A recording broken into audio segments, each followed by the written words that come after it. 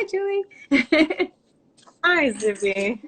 Wait, I want to keep reading all Hi. your amazing books here as part of your bio because you've also written the best-selling book, Organizing from the Inside Out, Time Management from the Inside Out, Organizing from the Inside Out for Teens, Never Check Email in the Morning, Shed Your Stuff, Change Your Life, and Now Time to Parent. So in case people think this is just about parenting, it's also about a million other things. So thanks for coming on. Oh, thanks for having me. It's great to see you and talk to you. So you're all busier than ever. I love your organization. That's amazing. I read a lot of your blogs about how to sort of stay sane and keep organized at home and how to manage your team remotely and all these like perfect little pieces of advice for now, which I think are super relevant and helpful, particularly how you advise people to basically have their little areas, right? And everybody should have their own workspace, and this is where you do your work, and this is where you do your creative stuff and make your phone calls. So can you give a little more advice to people who are still trying to figure this whole thing out? Yeah, look, our homes were not built for doing all of these things under one roof. And so one of the ways to tackle this is to create zones in your house that are so distinct that you literally, everybody have their own workspace.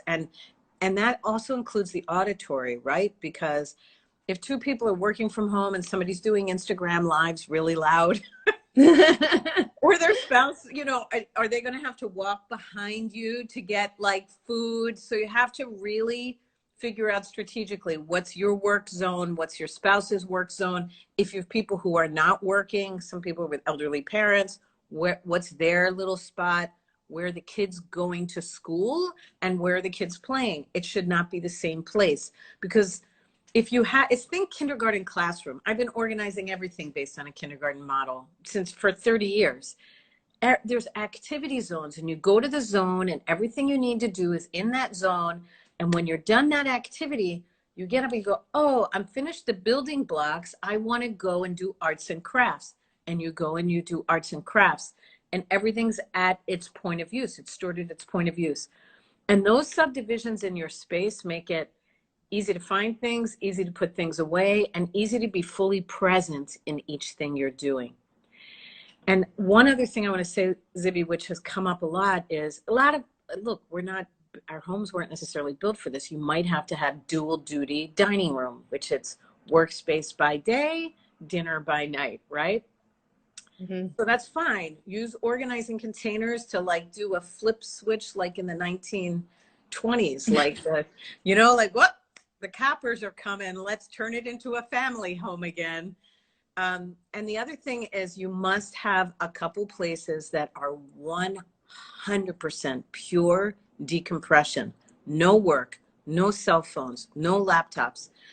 And I've been talking, a lot of people love this idea about have a comfort corner in your house, which is when you get overwhelmed or anybody gets overwhelmed, they don't need to like say anything. They can just get up and go in the comfort corner. And it's a place to just visually, it's a signal to everybody like mom needs a minute right now, or this kid needs a minute right now.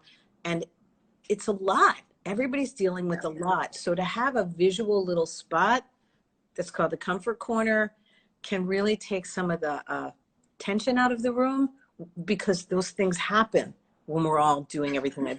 It's a pressure valve. It's like a pressure release. Sammy needs a minute. Sammy's not able to take it right now.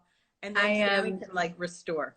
I inadvertently created my own comfort corner, because I reached the end of my rope the other day and retreated into the bathroom right back here and got into my empty bathtub and just like hid from it until the kids came in, and I was like, I just need a minute. Exactly. So I don't know. I don't think I want other people in my comfort corner, but maybe everyone can make their own comfort corner. That's true too. Everybody can have their own.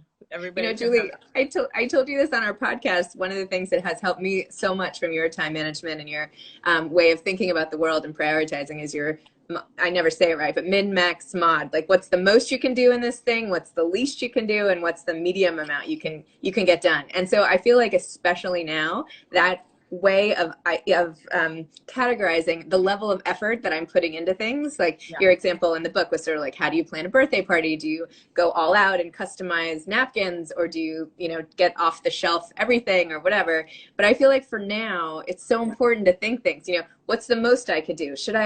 Do I have to bake with my kids every day and print out worksheets and make them learn Mandarin? No. Or what's the least I can do? And what are the trade-offs? So I think that's so valuable. Yeah, and there's the max, there's the min, and then there's the moderate. And what it does is it gets us out of the black and white thinking, the mindless perfectionism that there's only two versions of everything, which is, I knocked this out of the park. I was a pandemic master. I had, the house was clean. I learned how to bake every kind of bread from scratch. My kids are, masters of this. And I became a better spouse, friend, and community member. No, go easy. So there's the max, there's the min. We think, oh, it's that or I failed. No. The minimum is the minimum you can do and still be effective. And then there's a middle, which is the moderate, which is usually it's like the minimum plus one or two elements of the max. Yeah. And the point is that we have choices for everything that is thrown at us. And there's 1,000 things a day, right? I mean, it's really a lot what is being thrown at us in circumstances that we don't even realize the invisible support that existed in our previous life, right? Like that you used to be able to get up and go to the store leisurely or go to your job. And in that hour of commute was your private me time. And it's gone. And you didn't even realize it. So we're operating with a lot pulling against us. So to always know you have choices for each thing thrown at you. What's the maximum I could do here? What's the minimum? And that's not nothing. It's the minimum. And that's good. I got the kids up and sitting at the table, and they all did, for 1 hour focused on something, and they each attended one Zoom. Done. Right. And then what's the moderate, which is maybe we talk about some extra project or we do some learning together. It's levels it's an accordion where you can right size every task for the moment you're in. I love Powerful and freeing. It's very freeing. I more than anything else during this pandemic have been advising people to take things off their plate.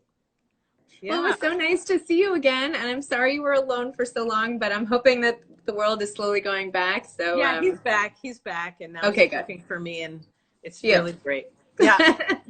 All right. Well, Julie, thank you so much for coming on, and thanks for all you're doing to help so many people through this time. It's really amazing. My pleasure. All right, let people know about Time to Parent. We didn't even talk much about the book, but I know. Hold it up. Do you have it right there? Hold it up. Yeah. Time to Parent is an amazing book. This is a great Mother's Day book. It's a great manual. So many amazing pieces of advice for people who can't seem to fit it all in, and it's totally on brand for me. So it's a roadmap on how to balance the juggling act and make sure not only are you there for your kids, but you also are taking care of yourself. Yes, that's what this book will do for you. So, all right. Okay. Bye, Zibby. Thank you. Bye-bye. Thank you. Bye.